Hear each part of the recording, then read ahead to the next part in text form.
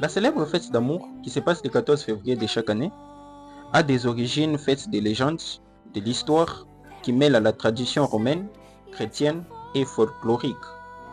En voici l'histoire. La figure principale a souvent été associée au prêtre chrétien appelé Valentin.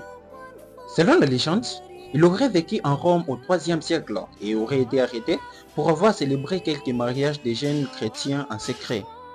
Or, l'empereur romain Claude II avait formellement interdit ce genre de célébrations pour rendre l'armée plus forte.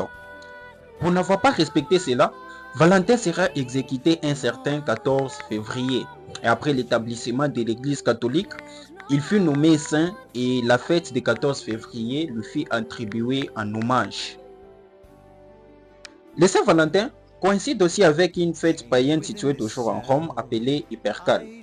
Cette fête était célébrée à l'honneur d'Hyacinthe Lupercus qui était la divinité de la fertilité. Cette fête qui s'est passée au mi-février impliquait des rituels de purification, des festivités liées à l'amour et à la fertilité. Vers le Moyen-Âge, cette fête a commencé à être associée à l'amour et des poètes comme George Frey ont contribué à la populariser.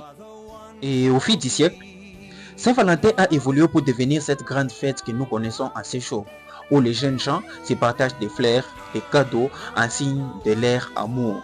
Et parmi les aliments les plus consommés, nous trouvons le chocolat. Pourquoi le chocolat, me direz-vous? Eh bien, depuis longtemps, le chocolat était considéré comme un aphrodisiaque, ce qui en fait un cadeau très populaire.